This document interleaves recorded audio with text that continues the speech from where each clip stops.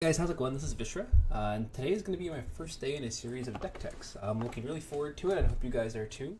What's going to go on, just so you guys have a in for the future of this, I'm going to go over the decks each day that we do this, and I'm going to run 3 games in a Swiss Gauntlet. Usually it's going to be expert mode, and not going to do the full run because it's going to be too long, but I want to do a run with these decks to show you guys some of the decks that are being played, some that are being kind of learned and tested as their new decks, and just kind of give everyone an idea of where competitive constructed artifact is going. So today I'm going to go over the deck that I played in the SeatStory Cup Open Qualifiers this weekend for NA. I got to the finals of my bracket. I lost to Terrence M there, who then eventually went on to win one of the seats at SeatStory Cup. Very close games there. Overall, I thought the deck was a fantastic deck for the weekend, and I wanted to share it and just show people a different version of this. So this is a deck that plays a little bit differently than if you look at Petrifies, for example, his red-blue control deck. This is much more blue, so we're actually a blue-red control deck overall. The highlight of this deck is that it is a much more controlling aspect of the board thanks to Luna and Ogre. This deck was developed by Jason Joe, who is a Chinese player, I believe. Who's a very good player from Hearthstone, who did very well in the Arena Cup qualifiers as well with the deck. This deck was designed initially to beat blue in Now, I went 1-1 against it over the weekend, losing to Terrence. I think the deck is probably better than that, but overall this deck's high point is that it's good against basically every deck in the meta. Its worst matchup is red-green, the ramp deck with Salamine's Favor, Time of Triumph, things like that, because that deck can be just a little too much to deal with, a little bit too fast. So unlike the red-blue control decks that are a bit more red-focused, we have no Legion Commander in this deck. We have Axe and Bristle as our 2 red heroes. The reason for this is that Bristle and Axe can test the board better than Legion Commander does, and Legion Commander also requires you to be playing red heroes to use gold. So we're not as focused on that as what the other more red focused decks are. We want to win the board against whatever heroes we flop against, so Axe and Bristleback are our 2 best heroes. We follow that up with Kana, who is by far the best blue hero in the game. She holds the board very well, she gives you a very powerful lane, and Pren the Weak is just an excellent board control. So, pretty no-brainer here. And then have Luna as our board control, and this is a little bit different than some other decks that run Zeus. Luna is an insanely good hero right now, though, primarily because of how good Eclipse is. Eclipse is something that is used in a different way than what Zeus' Thunder God's Wrath is. Thunder God's Wrath is best in, say, a blue combo deck because it lets you control the board for that one turn where you need to. It's good in Petrify's deck because he plays routed. He wants to be able to clear the board of all of those heroes and route at them. We don't do that, so we want to actually clean up a row and then push through that row. And Eclipse is the reason why we can do that. In combination with that, we have Ogre, who his future card Ignite doesn't need an explanation, it's just insanely good. It's a very early drop, it does piercing damage each round in the row that it's in, and it's improvement, so it's a little bit hard to actually interact. Now, one of the big highlights of this deck that makes it different than other decks is that it has a very, very large amount of early game interaction in the form of creeps. Play 3 Bronze Legionnaire, 2 Mercenary Exiles, and 1 Stonehall Elite, all of which are going to be used usually to contest a board. Mercenary Exiles is sometimes a finisher, but not often. We do also have 2 Cunning Plans, something that you see a lot in mono blue decks, but in control has been a little bit absent. I love the tech card. I think it's a fantastic option in this deck, and it lets your Luna and your Ogre Magi live longer than they normally do. So you get that ability to interact in a lane where you wouldn't be able to, and save heroes that you really shouldn't be able to in most situations. Their downside is that they die to heroes on the flop. This saves them. It can also be used if, say, you have a lane with a Bristleback that goes against an opposing blue hero. You can put your blue hero in there off of your second turn, and then you can cut them into your Bristleback. Gives you a lot of flexibility in that way. And just control the early board, right? And that's what we want to do. Our goal is to get them to the mid to late game, because this is where all of our power spells are. If we take a look at our deck, Conflagration is just, in some ways, an upgraded version of Ignite. We have Berserker's Claw, Annihilation, Eclipse. So we have a ton of board wipes to go with at any cost at the 3-mana spot. This is an insanely important card that I forgot to mention. This lets us contest those red-black aggressive decks. It lets us contest an early board against blue-green combo decks. It lets us contest basically every threat in the meta that we really, really need to do. Now, when we combine that with 2 copies of Conflagration, 3 Annihilations, and 3 Eclipse, we have a very, very strong package of controlling that board. And the reason why we want to do that is because our top end is Spring the Traps and a Bolt of Damocles. Now these let us have a lot of flexibility. It lets us move from one lane to another to get those last few points of power for chip damage. And Bolt is a really interesting tech choice that I actually like. Before I played this, I tested Petrify's list, which runs a Time of Triumph. It runs 2 of them as your finisher. A Pilot Triumph is a very good card, obviously, but I like it much more in a red-based deck. You have more of consistency with where you can cast it, and generally you're going to be able to punch through his last few points. This deck can't do that. Your heroes aren't going to contest as much. It's just generally not as good of a card as it is in that. Bolt, however, lets us hold that board the way that we want to, where we get to wipe the board repeatedly with all of our different board wipes. Berserker's Call is basically a board wipe for us for all intents and purposes. And then at the very end, we can pick them off with Bolt. Remember that this deck is built to blue-green combo, and one of the things with blue-green combos, those games usually go fairly late, but we don't always get to interact with the board in a combat step. There's plenty of annihilations going back and forth, us, things of that nature that can then interact with us very well. So Bolt's one of those things that if we get initiative back from them, we can just bolt them in the game. If we move down to our items finally, pretty standard overall. The one thing that I did change for the tournament that I'll be changing here, I'm not sure why I didn't change it here, is I like having 3 Reptile Signet Rings in the deck. I think it's just better than Cloak. For 1 more gold, which is not hard to get in a deck like this, you then wind up having a much more powerful card, because if you're going to be wiping the board overall, it gives your opponent much less gold to work with if we use Signet Rings than if we use Cloaks. And it's also an insanely good card against the red-black gold generation. They need to hit a very critical mass of gold, and whatever you can deny them is very good because of Payday. Then we use 3 Blink Daggers, 2 Claws Rematter Glasses, and there's a Singleton Obliterating Orb in here just for that little bit of an edge against the blue-green combo decks. Again, this is a card that has come in incredibly handy. It's a very low opportunity cost to put it into. We're going to go ahead and save this, and then we're going to want go into a constructed game.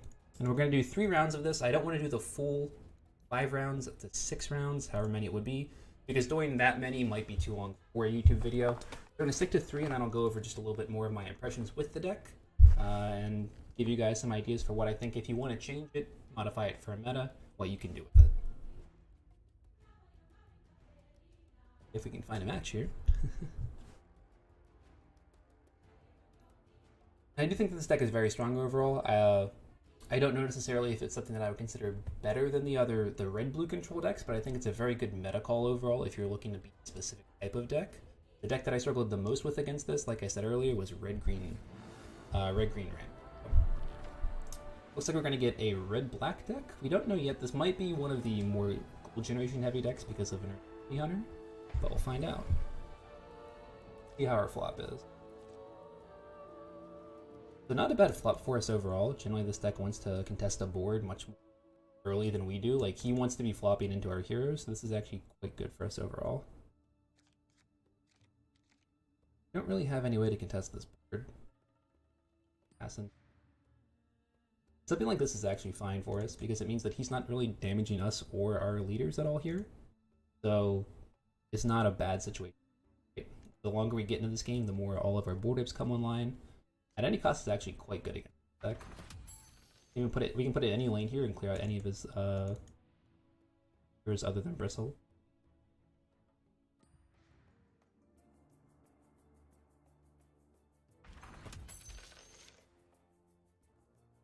What do I want to do for our next lane? We won't do it at any cost in this lane, so we likely will do it in one of these two. Probably here because Axe's armor. Means Khan will most likely be a Foresight turn.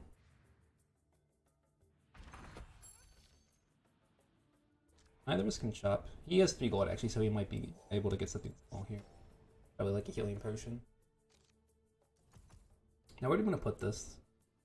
Do it here or here? Where do we think the Legion Commander will go? It shouldn't go in this lane, it'll go here or here. Most likely here because there's a here. So let's throw Luna in here. Now the important thing, if this goes here, which it didn't actually, he's gonna... he got the curve. If he had put this here, we would have wanted to make sure he held initiative in this lane, because then it means that we would actually be able to always ensure we get at any cost there before he can act us. So, luckily for us, we did pick up our Bronze Legionnaire, which means we can actually trade into this and keep the Bristle alive for it. I'm sorry, Commander. This is part of why I like having these early drops in this deck. They do 2 things very well. They can test early leaders if we need to in a situation like this. Fine. Look, contest these early leaders that we need to contest, and it's a priority for us to contest them. And it also trades off with the other aggressive red-black units, like their own Legionnaire, their own Stonehall. That. Part of me now wants to save this for this lane. But if I clean this out, I get a very clean 11 points to tower and then get to start pressuring this lane very well. Next turn he puts this in here and he doesn't really have a great line lesson. You know? I think this should be fine.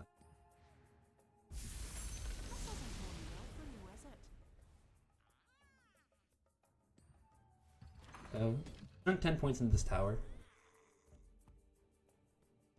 Unfortunately, we don't have an Ignite, and Ignite right now would be insane for that first lane, but you can't do anything. We could have played Foresight in that lane, but again, our lane was going to die, and I think that I'm happier with this line, to be honest.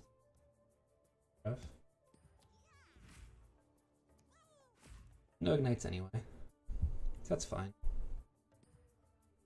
That's actually not a bad curve for us, because it slows this down a little bit. We don't want this to get out of hand too much right away. Because if it does, then we can actually kill it with like an Eclipse to annihilate one. I really don't want to have to annihilate that lane if I don't have to.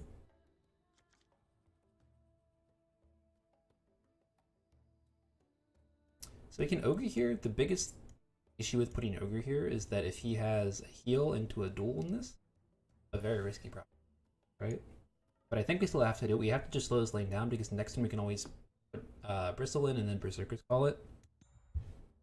I think that this is fine. And the name of the game here is just don't die early because we should win a late game. Our late game cards are much more powerful than his are, unless he has like Horn of the Alphas, Vesture of the Tyrant, things of that nature, and we can even deal with those if he doesn't get them online right away. We have enough board wipes between Eclipses and Annihilation. We can keep that off the board and keep it pretty clean. Now he can duel here if he wants to, but it trades 1 for 1, and I'm okay with that if it only leaves this. And here's where the issue is. He has that. I'm going to spend my... I think I have to spend my mana here, even though I don't really want to. I'd rather do the potion and draw something really good here, like at any cost, but I can't afford to have this get dueled and have no payoff for it, and not use my mana in this lane. So I'm going to just draw here. Well, we wouldn't have hit it anyway, but we did get a multicast there.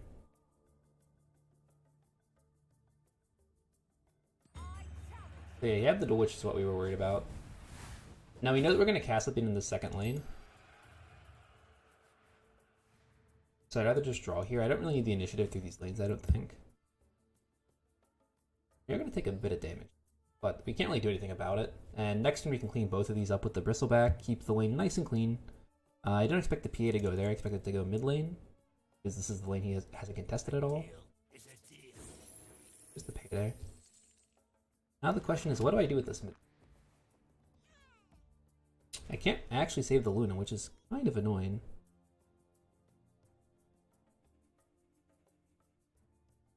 I can play Mercenary Exile here and start pressuring this tower harder, which might be the right call, or I can draw a few more cards looking for board wipes, interaction of some sort, stuff of that nature. He is going to have enough gold here to buy a Horn of the Alpha if he has one, or he might sit on it in Payday again.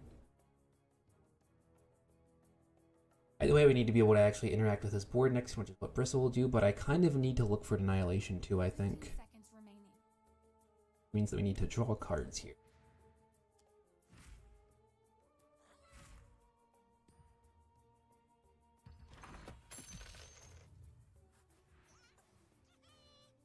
There's that lane.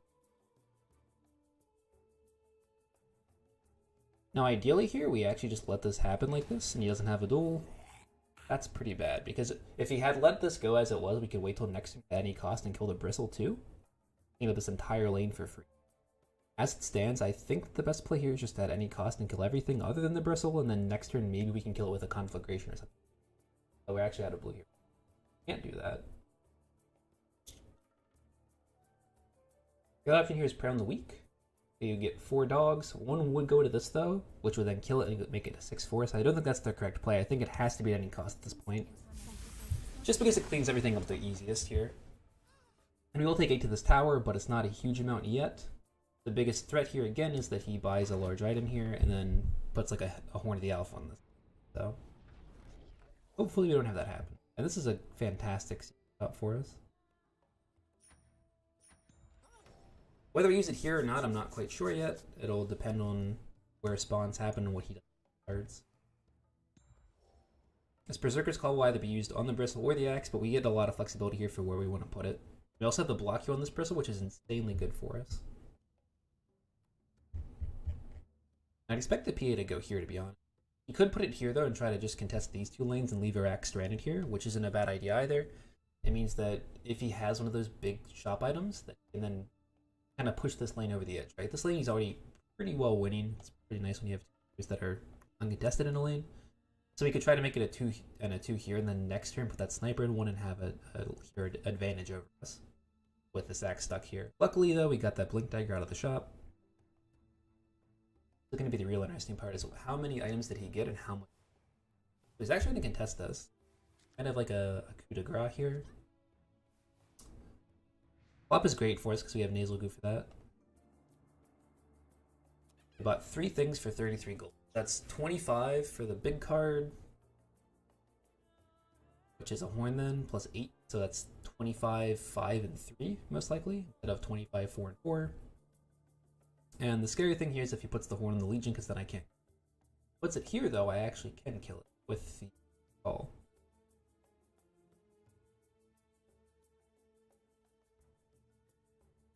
I'm ready to stand Yep. with the vanguard.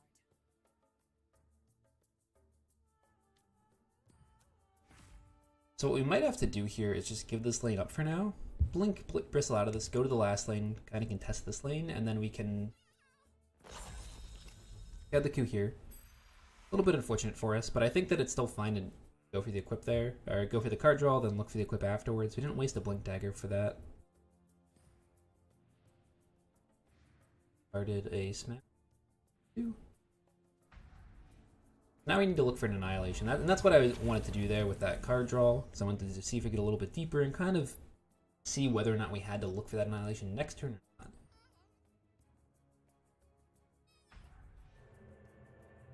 That's fine. Here it turns out like that Berserker's Call would have been good. It would have helped clean us up here and you want to be able to TP that out. But I think it's still fine to do the line that we took. I don't think it's a huge deal. The real issue here will be if he has a way to kill this. Coup de grace in hand, the second one, it makes it much harder for us to win the fight.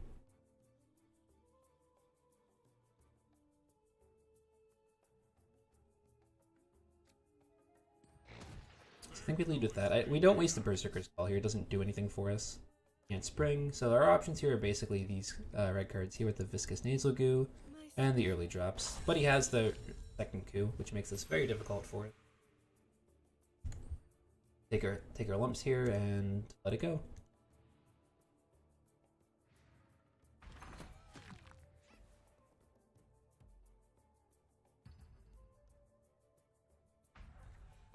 And a cloak. Real bad news for us there. But we can clean this up pretty simply with just an Eclipse this turn, so it's actually not that big of a deal, I don't think. This is going to be where the real fight comes.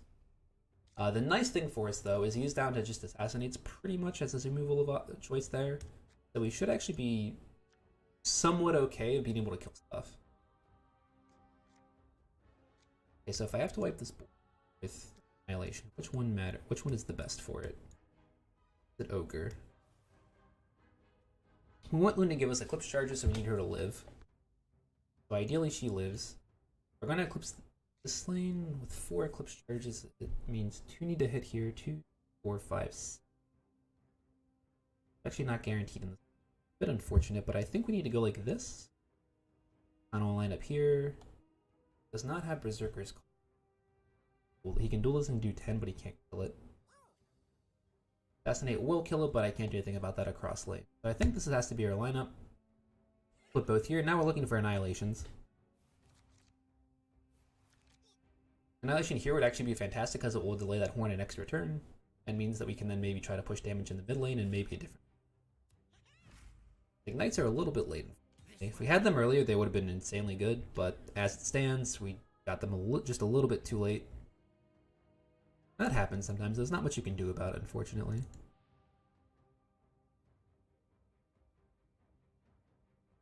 He's looking for Assassinate, which would expect him to be the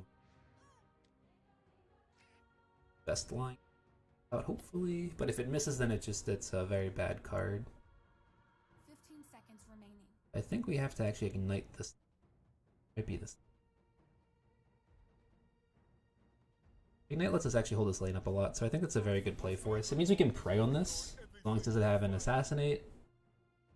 and then we can hold this up for at least one turn. Back on the job.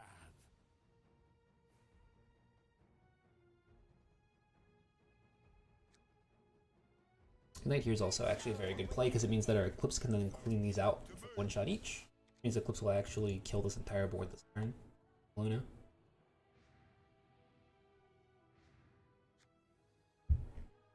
Now, hopefully he doesn't have a kill for this, and then we can actually blink the Ogre into a different lane. I see you. Oh, I like this. Hey, I want to hold it. I think the Ogre has to come down to this lane. The reason for that is I think the Luna should be fine. Actually, it depends if we want to hedge our bets against this Phantom Assassin being able to kill it.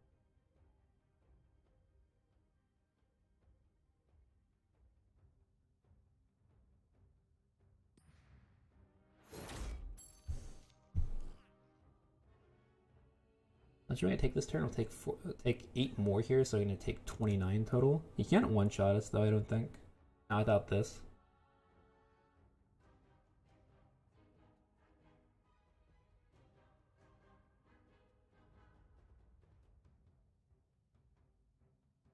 Has to go here, I think. And the reason for this having to go here is that if I put it in the mid lane's gonna be fine, but the last lane's the one that's threatening to actually kill us, right? Even if he kills this with an Assassinate or a coup or anything like that, gank, it's still not going to take this tower. Not this turn and not anytime soon. Wow. So she took damage. She took 3 off the Ignite and then an additional 3 off the Luna passive. So that was actually insanely good for us because this die is guaranteed out of the Eclipse. Let the sky tear down the unworthy.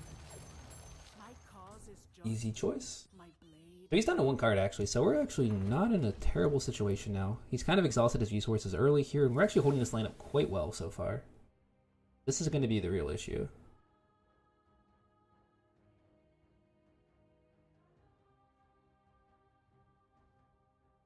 This. You're in my sights.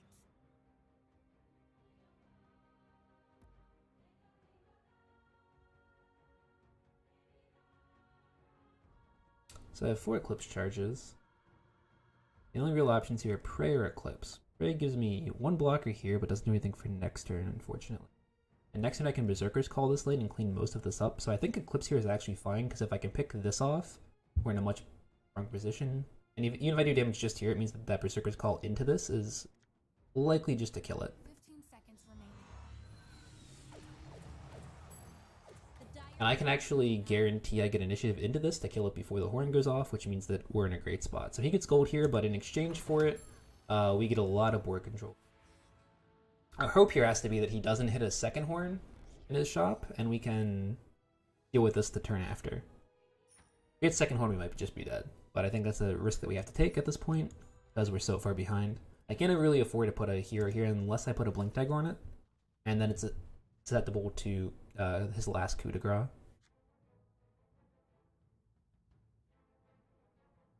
Although I might have to actually do that, simply because I have double Spring the Trap in hand.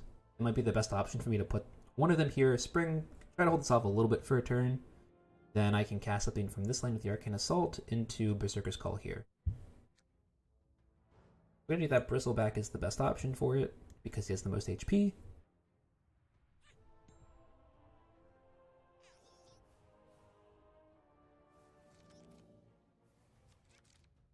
Now, if Janata doesn't proc, we're in a very good spot, actually. Because then this will actually live through this fight. We got 2 items on 28 gold, so we got a second horn, unfortunately. We're not paid by the hour. Let's kill some people. I didn't get an Annihilation, so we're actually in a really weird spot where we aren't seeing Annihilation. We have 17 cards in deck with 3 Annihilations left, and 2 Conflagrations, actually, both of which would be quite good here.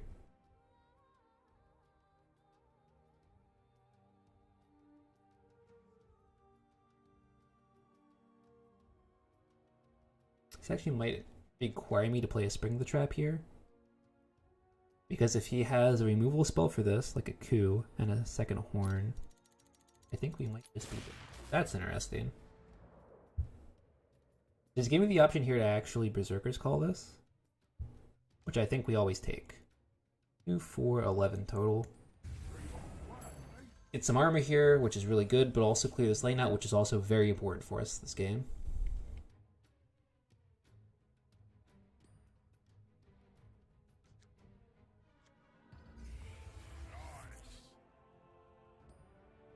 I am going to do this as well. Again, we're just looking to slow this lane down right now. We don't necessarily have to win this lane. Now the question is, do I actually blink out of this lane? I think our best call here is going to be...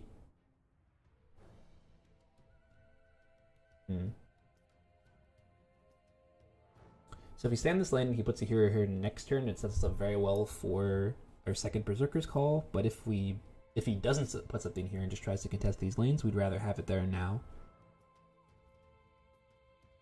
We get 2 points here off the Arcane Assault. I mean, this here would also let us kill it with a bunch of overkill, but I don't know if that's the correct call for us.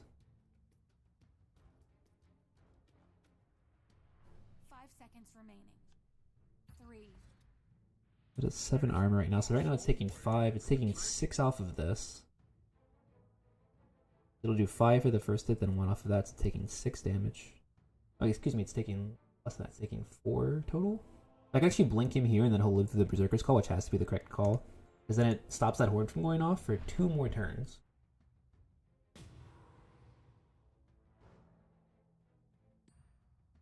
It's absolutely perfect for us.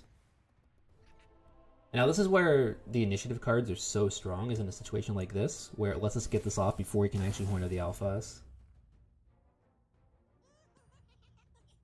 So we're 1 off here, but we're going to get this guaranteed next turn, so this lane no longer matters to us. All that matters is contesting this last lane and making sure we don't die in the first lane.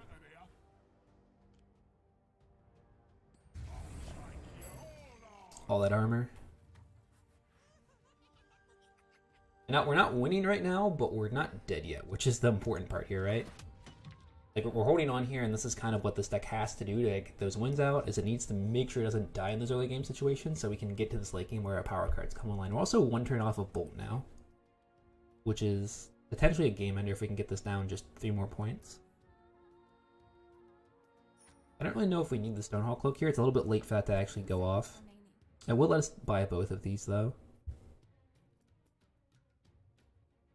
And I think I need the card draw here more than the Blink Dagger. I need to find Annihilation for this lane. Like, I can't die here.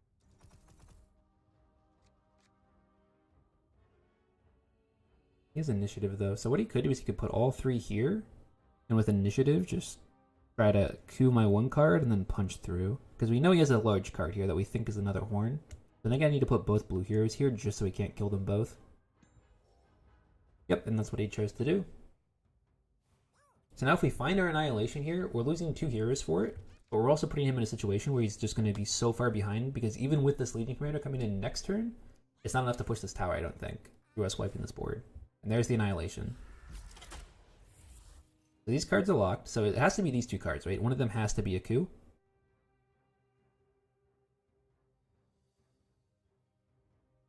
And now if he spends his mana on one of them, we're actually in a very good spot.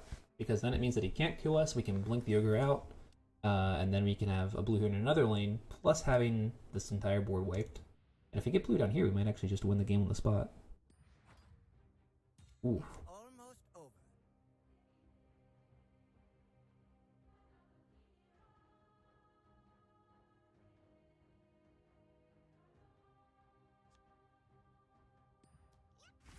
We'll draw first here. I don't think we need to Annihilate yet. I want him to play something with his mana.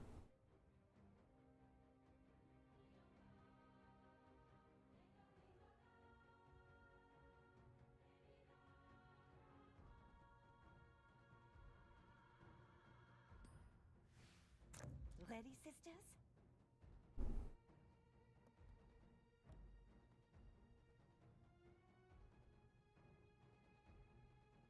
This is kind of a game of cat and mouse here still. I'll put the Signet Ring on this. Well, he doesn't play this card here. That's fine. Now I can Stonehall Cloak this, actually.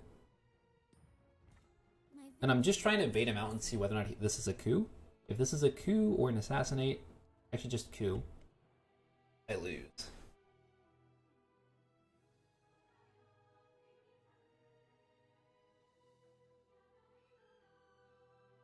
If I go for the blink out and that's a Q, I lose. He only has one card in the hand. 2 Qs already, so the question is, do we go for it or not? Do we win the game if we go for it? The question. We add 5 to this lane, we hit this to kill it. We add 7 to this tower and this dies. So it's actually going for the win if we do that. Seconds remaining.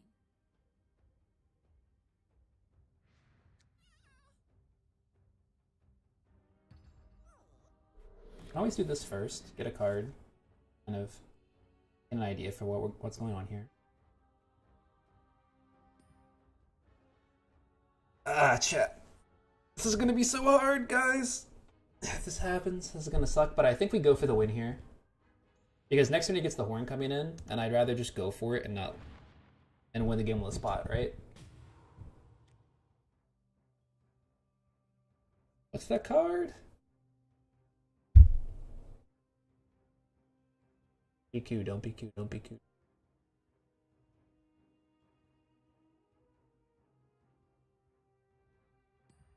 Yes! Woo! Got him. And now we're so far ahead of him. And by so far ahead, I mean that we win the game. This is the power of this deck. It doesn't look like it, but we got enough chip damage in over time that we can now just, after that annihilation, which is the key part of this deck, we can go ahead and just win the game on the spot. So good.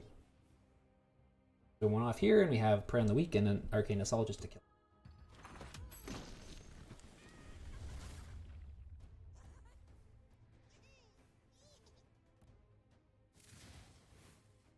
Woo!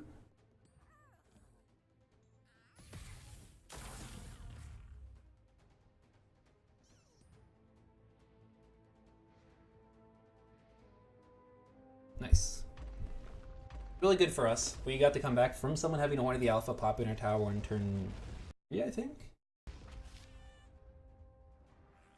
And that's just the power of this deck. And this is just blue-red or red-blue control decks in general, what they can do.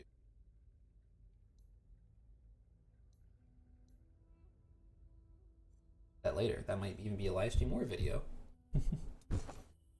So game 1 down. Win for us. Let's see what game 2 has. Hopefully a different matchup so we can kind of show off, but nope. This might actually be it's still red-black, but this is a different matchup most likely. This is most likely going to be maybe not the aggressive like the triple oath deck because there's no Solar Con in this deck, but this is a much more aggressive red-black deck headlined by an axe. So we'll see whether or not we can handle Tinker this time. It's a very good finisher against our deck. We do have this play, which is what we talked about earlier, and part of why I love this deck. Any plan, just saving our blue hero from a bunch of damage early. This will be an insane card here coming up. So absolutely perfect for us. And our flop looking across the board is actually quite good. We dodge his heroes, we get creeps in the way. I'll take this any day of the week because it means that we're slowing him down while also doing a lot in terms of what our gameplay. Same as last game. Keep our heroes alive, control the damage early, win late game. He gets a buy with a 3. If he has one, so that's a basic item, short sword, cloak, or healing salve. Now, unfortunately, there's no way you can put the loom that it lives guaranteed. We can put it here in the last lane and try for a conflict, or at any cost here. Trade off with this, maybe. Actually, I won't even trade with that. So what do we do here? What's the most likely line for this to be a good card?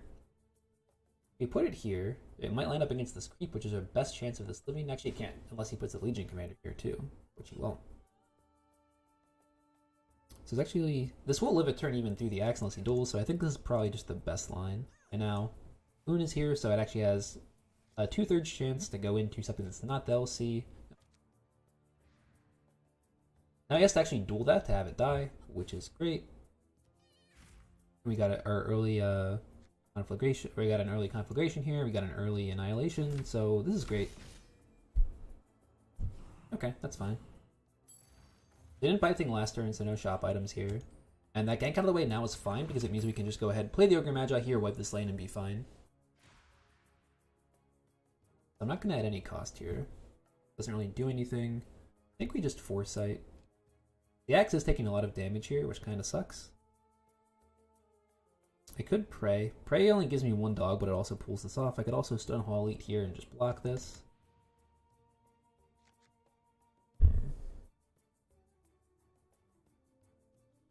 Here's the duel. It's most likely going to be using the Legion Commander and our Luna. Oh, the Luna. So if I want to use blue here, I need to use it this turn. Because Ogre is stuck in the first lane without any cost. I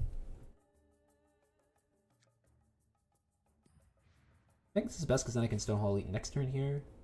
If I need to. This will die anyway if he tries to duel. Okay, so no duel. He might do it next turn to save his Legion Commander from this. And this is fine. Okay, so. Not a bad round. He didn't get that much gold on us, which we're fine with. 9 gold isn't that much. I give him like a Blink Dagger or something, but overall I think that that's fine for us. It's a decent trade-off.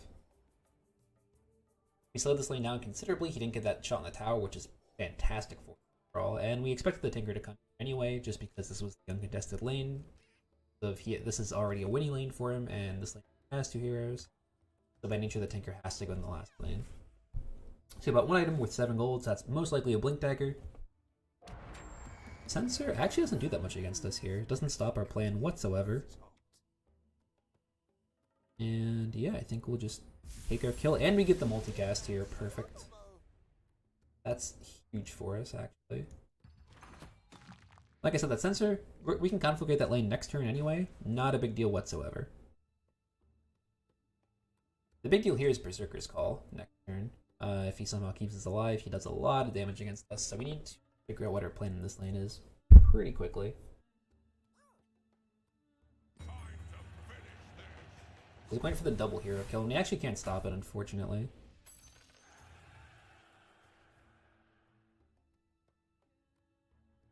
I think it is best for us to play something in this lane, so it's one of these two. Gunhole is the most mana efficient for us. We could play it here, this, but it also isn't any better than this. Whereas here, if I get the curve into the Legion Commander, it actually buffs to a 6/4. So I think this is probably our best line, actually.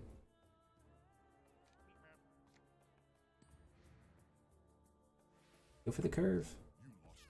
One time I won a curve. And now if he wants to, he can Berserker's Call this, but if he wastes a Berserker's Call on a Stonehall Elite, we're totally fine with it. Not on our heroes, we don't care.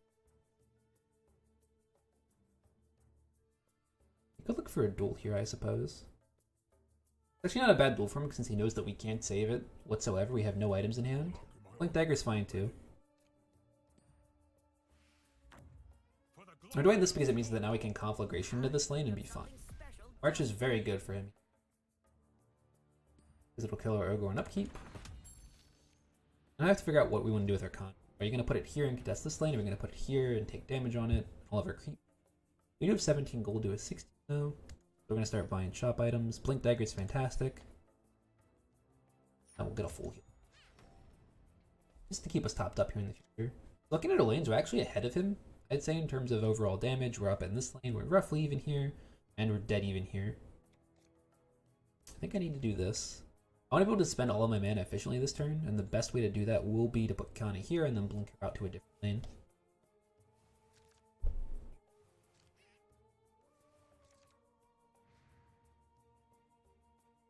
Goodbye, Ogre. We had 16 gold, he spent it on 3 different items. Means... Would I lie to you? 7 is... There's no way he had 2 7s, then it would be it. So one thing that we're going to do, we know we're going to conflagrate this lane, and I think this is the best spot to do it, is if we do it now. We use all of our mana here, and we only have 5 mana in this lane, whereas the next lane we have 6. And Rift tell this. Now the question is, do we blink this into this lane or not?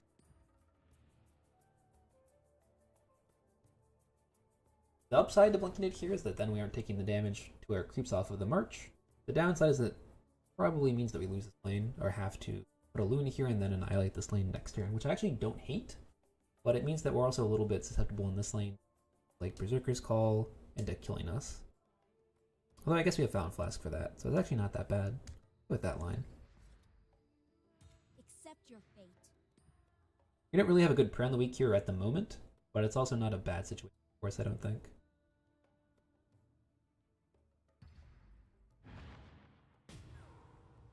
And we get the trade-off for the Tyler State, so all of our mana is unlocked next turn for 7 mana. So we can do Spring the Trap if we want to, and then it unlocks everything in our deck but Bolt of Damocles.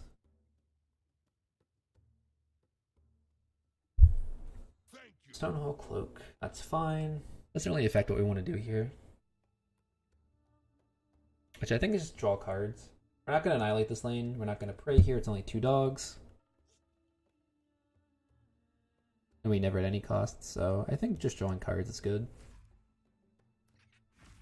And these can actually be a game ender for us, to be honest, in this matchup, because eventually this deck, we have gold, but it's not a huge amount of gold. That's fine. So our item deck is fairly cheap overall. We have 20 here, plus 21 here, plus 12 here is 53 gold, which seems like a lot, but in the actual grand scheme of things isn't a very expensive item deck at all. Which means that in general for us, it should be quite easy, I would think, once we clear the deck to be able to put a ton of gold into these items. And I've done it before with the deck, because annihilations can get you 15 gold at a time.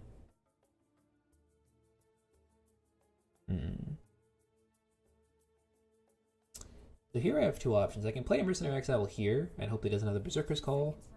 I can Fountain Flask this into that. Might be our play. Or I can just Berserker's Call and clean this up as a 2 for 2 and be fine. I think I want to hold the call though. But I think the correct call here is to do this. And then see what he does after this, right? So he Stonehall Cloaks. Now we can do this. And doing this kind of, it saves this for at least 1 turn. And he could Blink Dagger out of this if he wants, but then you also have a clock here. That's actually great for him. I'm actually fine with that, I think. I will play this, though.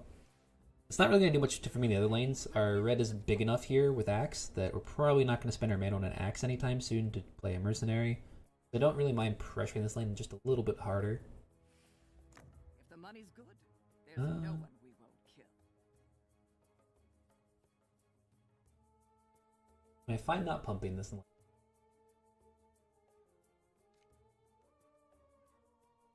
Probably. Can be pumped up 4, so it would be a 6-8 then, and would die by 1 extra point. So there's no point of pumping this because it doesn't kill this either. Time for us to get to work. It does get to force us to do this though, back and forth, which I'm fine with honestly. If he's not buying anything, I'm not buying anything. It's not a big deal. This first lane will be the interesting lane. You're going to notice that we did give up initiative in this lane, which means that he could just take this lane right now. The option though for us is that we could just abandon this lane, give it to him for now. Next we can put the Ogre in for an Annihilation if we have initiative after this lane. And then at that point we're actually not that bad off. He might overcommit to this lane if we let him do that. If we did that, it means that we would put this here and this here most likely. The scary part of this is the Luna goes directly into this and then a Berserker's Call would kill all of my stuff, which I don't like. But I think the Luna has to go here just because of that. I don't need 2 blue heroes here. I don't need this to get Berserker's Call by the Axe as well. So while this isn't quite what we want to do with it, because it lets us be open to coup de grace if he puts the PA here, which he does, I think it probably is our safest line overall in terms of just not giving him the board. Really. Double red in mid lane is super interesting, actually. There's our bolts, and we actually have the way to clear 1 lane out now. Question is, can we clear out the other lane too?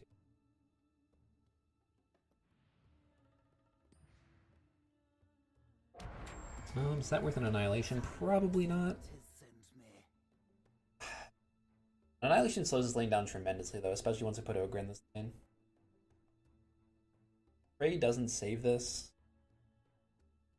And unfortunately, because we took the hit from the March, it means that we can't at any cost and then trade into this, which would be what my normal plan would be here.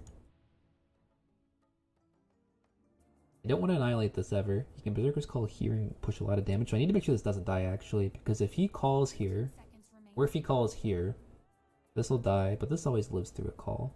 So I think we annihilate this. Oh, you see, again, the name of the game, don't let him kill us until we can get online with a different Annihilation.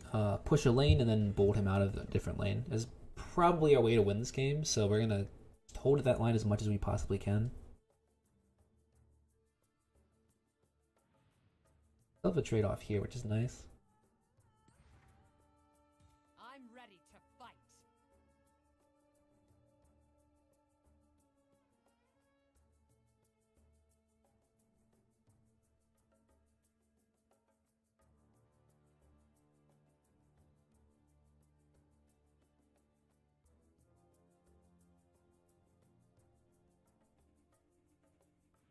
Does an ignite down here do anything?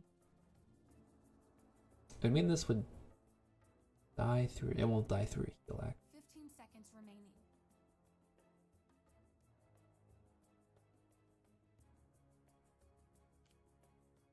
We can nasal goo one of these though, and I think it's this one. Reason for it being this one is that generally Legion Commander is the bigger threat here if he puts any kind of weapon on it. An axe is going to get out of hand anyway, so I don't really think that putting 2 armor off of him is going to matter that much. Thanks to that Stonehall Cloak, whereas this one we can trade off pretty easily, I think, overall.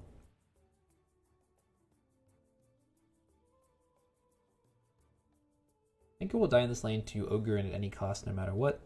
Ignite doesn't need to go in this lane.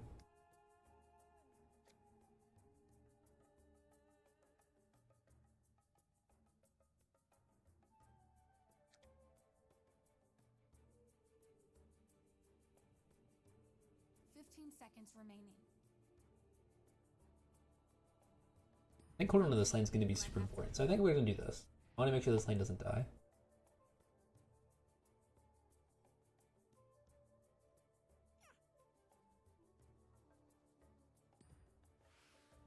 That's fine.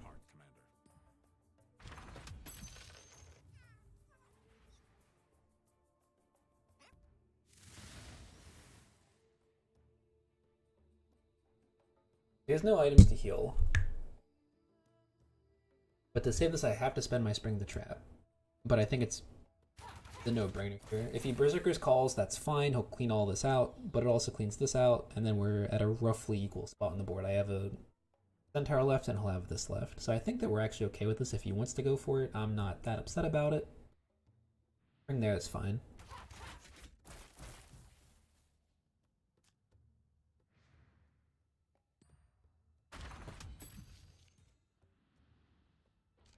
And once again, we're back to that point where the lanes are not on parity, but they're pretty close, I think, overall.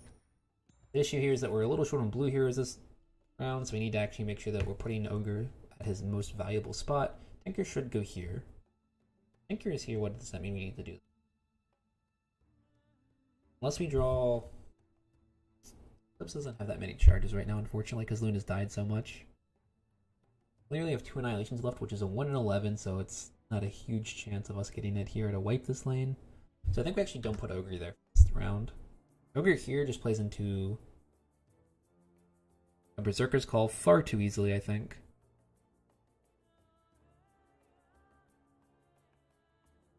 Because if we put it here, we actually have a fairly good pro in the week, so I think we actually put it here. Give that first lane for now. I hope he doesn't have like a March of the Machines in this lane off of the Tinker. If he does, it makes this lane very difficult to actually win. Ooh. Here. So he's gonna Tinker to disarm that, or Axe, and from there he's gonna try to just shove this lane in on it.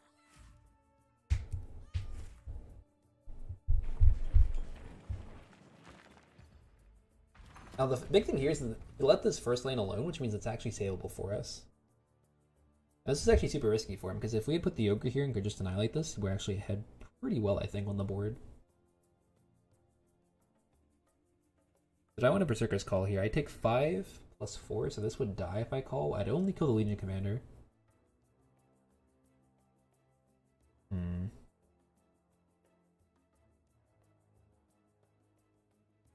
If he disarms here, it's not that big of a deal, I don't think. 15 seconds remaining.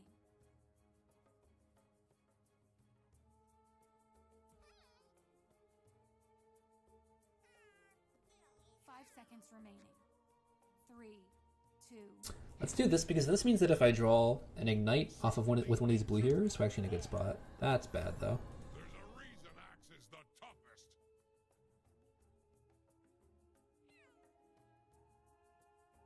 This lane's just done now.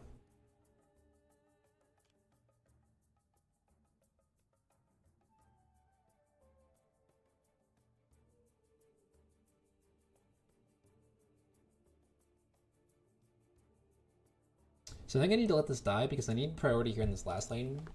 I need to be able to stop his Berserker's Call from killing my Ogre here. And I need to put Hourglass on the Ogre immediately. This has to happen here. I could at any cost. It cleans out retrieve my minions, but also would kill this off and punch through a lot of damage. So that might be your option. We could at any cost plus prey. And that actually, I think, takes this tower, right? We do 4, 12, 15. Plus 6 is 21, so actually not quite. But it's quite close. I think that's the right line, though. We need to get this off the board. We need to be able to contest this. And again, we need to have a tower down so that we can then kill him in a different lane with Bolt. So I think this is how we have to do this. We'll do this.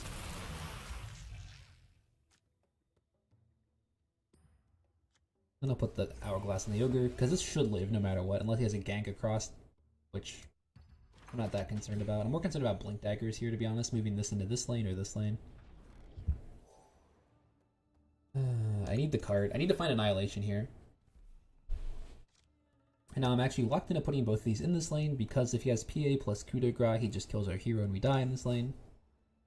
So this goes here. I do have Blink Dagger insurance as well for this, so it's not as big a deal. But this is getting quite close, unfortunately. A little bit closer than what we want to have, but sometimes you can't do anything about that, unfortunately. We didn't find any of our board wipes, actually. Which is quite unfortunate. But we're not dead right now in this lane either, which is also fine. Like, as long as we're not dying this turn, it's not a huge deal. He can take this tower. We'll take this tower. This will help me on my mission. Fine. Again, we know what our win con is here. Our win con is Annihilation in this lane, which we just found. As long as we get that next turn in this lane, we're fine. I can slow this down a little bit, though, if I want to. It only gives me 1. I don't really think is necessary. So next turn, this will give us 3 dogs if we need to do that in this lane.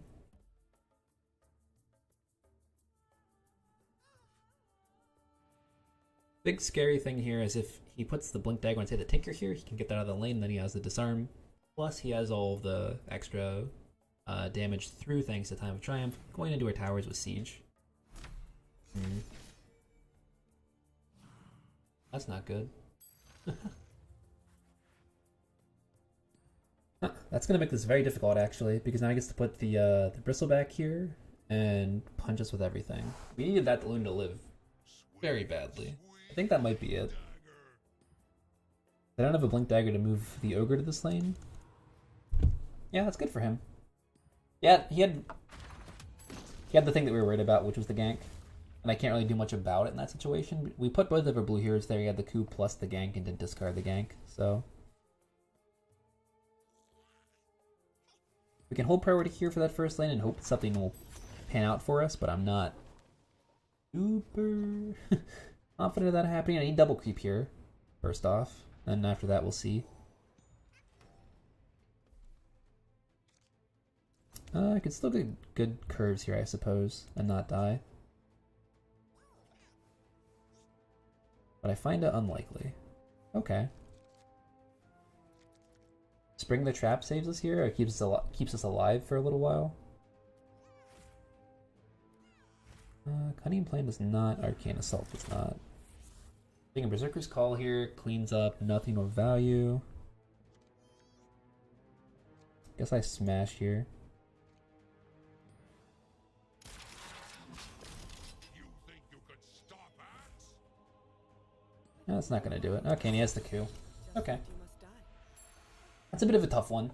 Well, games like that happen. He had the gank at the right moment. And that was one of those games where we were on the knife edge. We win and a loss. If we'd hit that, I think we would have been fine if he didn't have the gank and we got to annihilate that. I think we probably win that match. But that just shows how close Artifact is. He played that very well, overall. He knew what his win plan was, and here...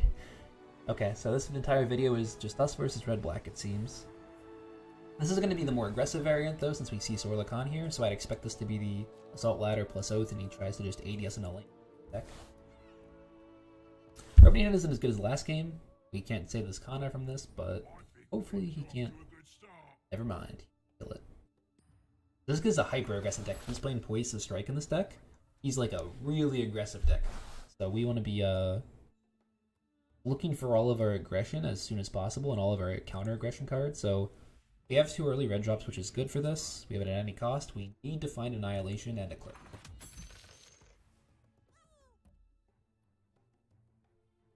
And unfortunately, we're not really hitting any hero lineups like we need in this matchup. One nice thing with Bristleback is that it's so strong against those aggressive cards, against these aggressive black leaders, but we haven't hit any lineups with them. Makes it very difficult for us to actually then kill them efficiently. If you're willing to pay, we're willing to fight. I'm expecting that Soya to go into the first lane here and him to start pushing this lane pretty hard. He does get a lot of damage off of it, so I'd expect this to go very quickly. If I put Luna here and it doesn't line up against the Bristleback, we're actually fine to just wipe this lane without any cost. Whereas in these lanes, I don't want to do that because here it'll kill our Mercenary Exile, and here it doesn't do anything at all. So I think we go here. Hope this just lines up favorably. That's an interesting hit for the Sorla, yeah, actually. Very surprised by that, because the Sorla just dies for free here. They got 2 3-cost items. And actually this board's not bad for us at all. He could have a duel here, which is a bit unfortunate, but I can't do anything about it. I will restore order.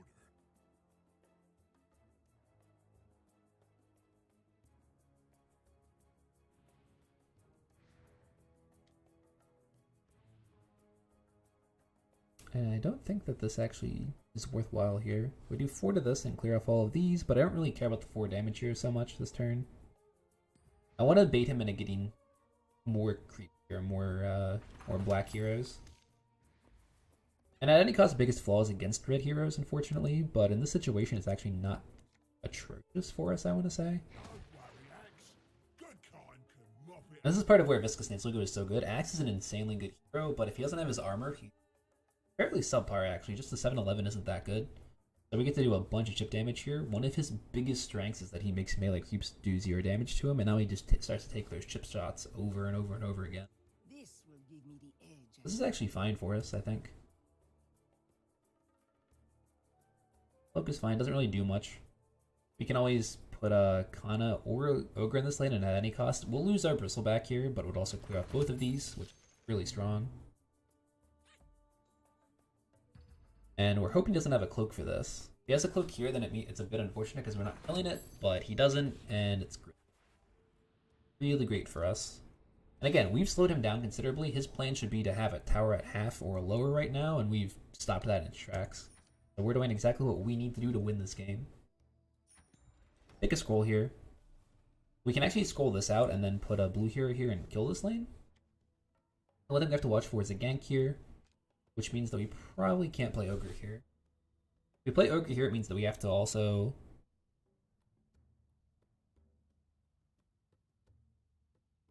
He could duel the Ogre and kill it, which means that it's a bit unfortunate for us. We need to do this, I think. If we're going to at any cost in this lane. And that means Kana likely goes here.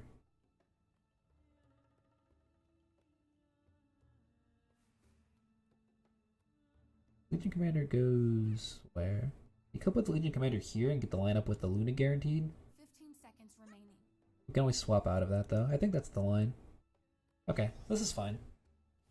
If it goes against the Axe, we're fine. If it goes against the Ogre, we have options to Cunning Planet out of the way. Ooh, that curve is nasty. This is where this card starts to get out of hand, but again, we have an Annihilation next turn, so we can just kind of play this pretty close to the vest. And not really worry about this right now. We're going to put this here in preparation for the Annihilation, and to make sure he can't duel us here and kill this. This growing here doesn't matter at all. And he drew 1 item and had, I believe, 7 gold, which means that that is a Blink Dagger. A little bit weird that he didn't actually go ahead and blink there then.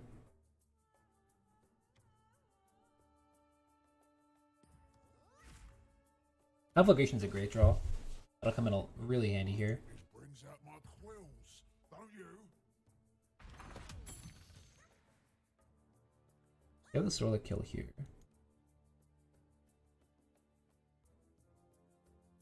And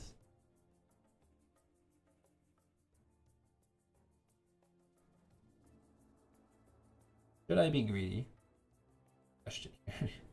The greedy play here is the Town Porter scroll this, and then at any cost, killing both of these. The issue with that is that if he has a healing potion in hand, that he gets to heal one of these. He didn't play an attack. He didn't play a weapon to kill this last turn, and he didn't play a health item on this. I have to expect that that's actually what that is. So I need that at any cost here, even though it kills off these two.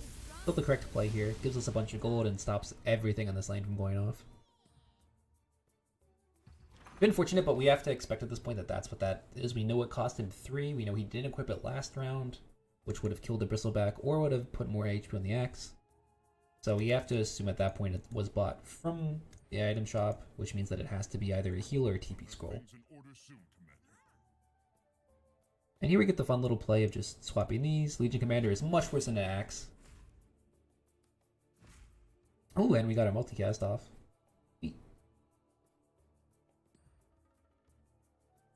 Now, do we swap that anywhere? Swap these and get one more draw. Or I could play the Mercenary Exiles and actually kill that Stone Hall, which might be the right call here, actually. Because he has the Assault Ladders here, it saves us 6 damage and also gets this off the board, and this is a real threat.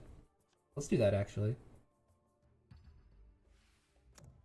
I was willing to take this job for free, Commander. This will just be a giant threat in this lane, actually. An 8-10 is nothing to sneeze at.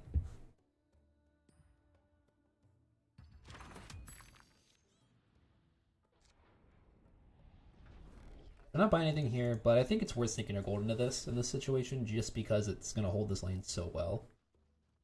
I expect PA to go here and him to try to answer this. If this goes here and doesn't immediately kill us, we actually have a sweet annihilation. In this lane, I think we're holding up quite well anyway. Plus, we can always get initiative back into this lane, whereas in this lane, we're just stuck. So, looks pretty good for us so far.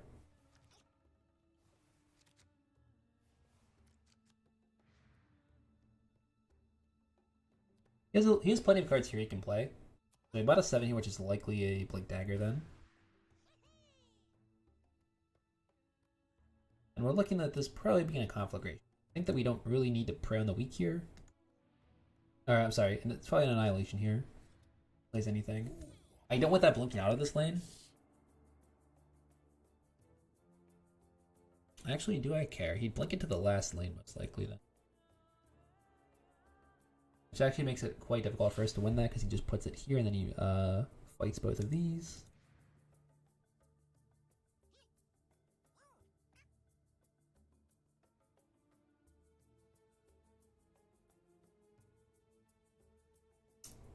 Actually, in this situation, if I pray here, though, it also means that this will then gain health and armor, which is a problem. I think we just annihilate this. It's a little bit early in Annihilation. You generally want to hold it for a bigger board, but I think it's actually a threatening enough situation where we want to get rid of both of those.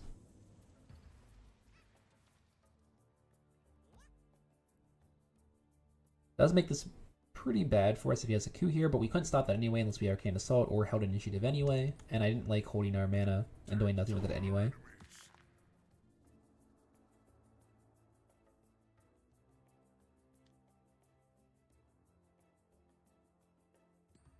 Here I think this is fine. We're going to slow this lane down, and he's obviously trying to push this a little bit, so we'll make sure it's a little bit harder for him, and next time we can pray this and make a very wide board against that, which I really like. Who would dare face me? Word. I can Berserker's Claw and clean out basically this entire lane if I want. I can Cunning Plan that out of the way, but then I take 12.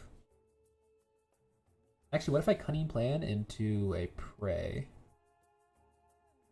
Use it at 1.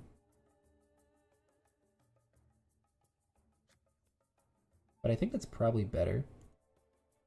15 seconds remaining. The one downside to this then is that it means that next turn a Berserker's Call is disgusting against us. But it'll also be a 6, which means that this won't take any damage. So I think this is absolutely the right call on our part. We're holding up an Assault Ladder lane and also pushing a lot of damage here.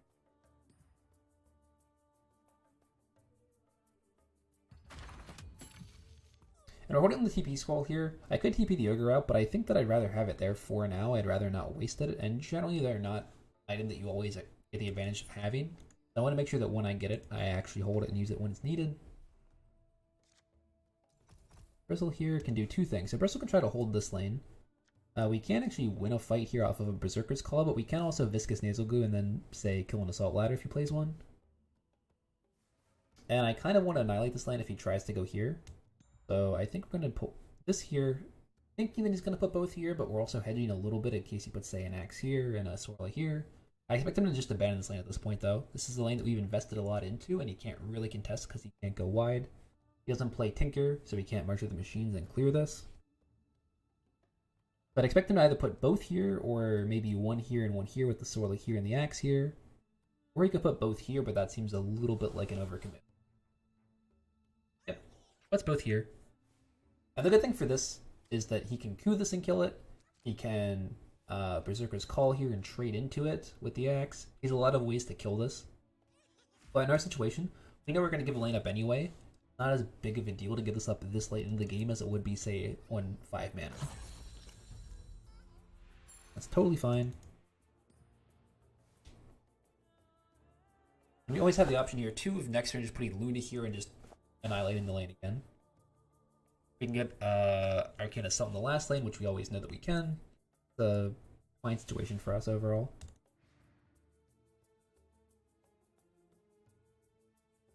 No one can match my All is fine. We're not really gonna put anything in that lane. We only really have Ignites and Conflagrations. And neither are in this lane, so this is fine. Didn't even push our tower down yet, so that's great. Soon you'll know defeat. And I don't actually need to annihilate this in any way, shape, or form. It's not like it's a threat. So we're just gonna Signet Ring this. Suits me. Like, we could pass here and be totally fine with this board state. Next turn this would die on upkeep. Fine. It's coup number 2. He lost a very good card in Berserker's Call for that. He's actually running out of most of his late game removal options. His late game removal is pretty reliant on both Berserker's Call and coup. He's now used 2 Berserker's Calls and 2 coups. Sorry, he's used 2 and 1. 2 coups, 1 Berserker's Call. So it's actually a state where we're quite happy with what's going on.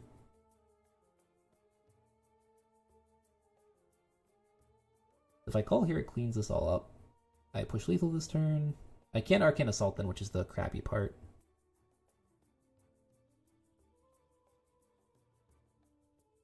I could Cunning Plan to swap these and keep the Ogre alive, and then Arcane Assault, which might be the right play. 15 seconds remaining.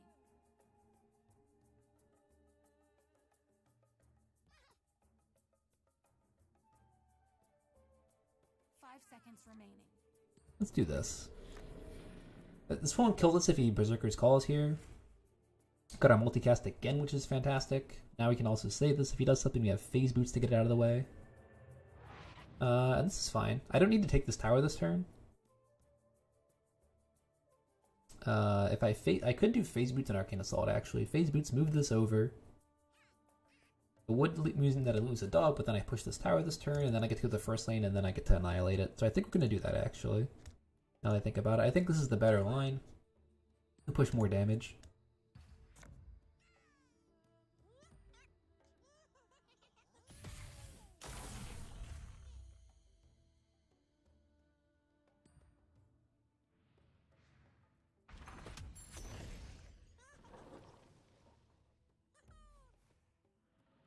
Now I could have actually, what I should have done there, actually I can't. I was thinking that I should have TP scrolled the Ogre out, but I actually can't TP out if I want Arcane Assault. I would have had to TP the Axe out, but then I don't push enough to clear the tower. So I think it's actually fine when you think about it. This lane's gonna die here, Annihilation. And this PA will die to the Conflagration right away, so I expect, yeah, both to go here. And now we're holding up pretty well, I think, actually. He might take this lane, but I can't do anything about it. Whereas here, he's just not going to get anything off. So take the easy Annihilation here. Now we just look for that second lane that we take. It might be this first lane, I think. We're going to have a very large presence in this lane off of Kana and Bristle next turn. Plus we can TP scroll out the Axe or the Ogre. I'm thinking the Axe most likely, to be honest. Given that we have 2 blue heroes in the pool already. This having a blink dagger is a little bit annoying because he can now blink here and fight this lane, but I think we can deal with that. If he goes here, then we fight this lane, and if he stays here, then we fight in this lane, right? And he wants to keep this bristle here, mainly because it also is fine against that conflagration, whereas everything else isn't. How do I want to fight this? So if we're going to go in this lane, it means I should put Spring the Trap here now, because I can actually push a lot of damage next turn with the bristle plus the Kana is actually 10, plus 8 is 18, plus 7 is 25 in that lane. 29. I'm 8 off of lethal. So if I draw Spring the Trap, I win the game. 15 seconds remaining.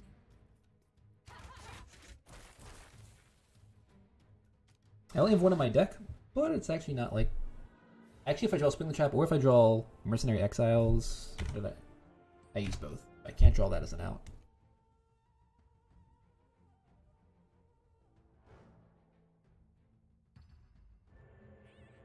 There's also a consideration here to think about going for Legionnaire and then pumping this with a bunch of gold. There's another 15 points in the lane, but I don't think that 2-turning this is as important as holding that first lane and pushing there. We're just going to pull out of this lane and go to the first lane.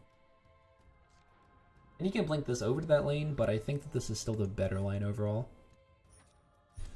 I'll leave a blink dagger. So again, we win if we top deck Spring the Trap.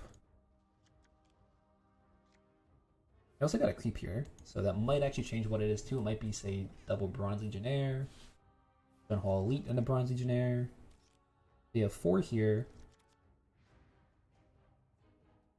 We need 4 damage. That's more than 4. Hey! We got lethal, boys. Lethal 2 different ways.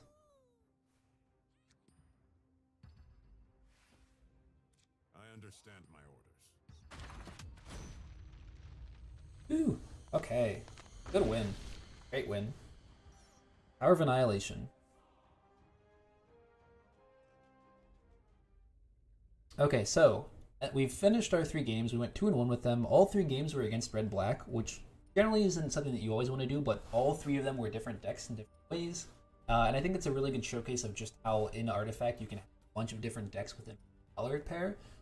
Seeing a color pair doesn't necessarily mean that you're playing against one specific, that all 3 of those red-black decks were and showed that. And we just showed today that we are different than the red-blue control decks, right? Our game plan can be similar, but it's also very different in a lot of ways. We take a lot more advantage of our annihilations and pushing those little late advantages, then get something like a bullet off. We didn't bullet anyone, unfortunately, but we had situations where it would have been a fantastic card. We just didn't, right? Overall, I love this deck. I think this deck was a fantastic choice for the meta this weekend when I played with it. I had some bad draws in the last game, and I got outplayed in a certain situation with it. But overall, I think this deck is really, really good.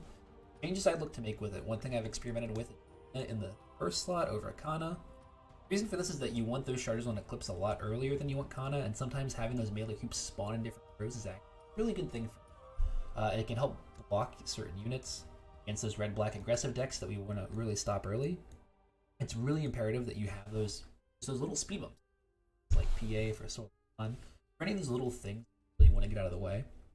I think you can also think about adding another Cunning Plan and going to 40 cards. Not a big deal in this deck, generally. You want to save your blue heroes early, though. It's a really big deal to have that happen. And since Cunning Plan cantrips, that 41st card isn't that big of a deal for the value it gives. Otherwise, I think this deck is fantastic. I recommend it to anyone who likes those control archetypes, who likes to be able to really dictate where it happens on the battlefield, wherever the lane. And I think that this deck is something that will be really, really powerful in the weeks and months, and I think it will most definitely be something see a lot on ladder and then tournament play. So that's it for me today, guys. I hope you enjoyed the video. I want to start posting these probably 1 or 2 a week, so look out for the next one. Thanks and have a good day.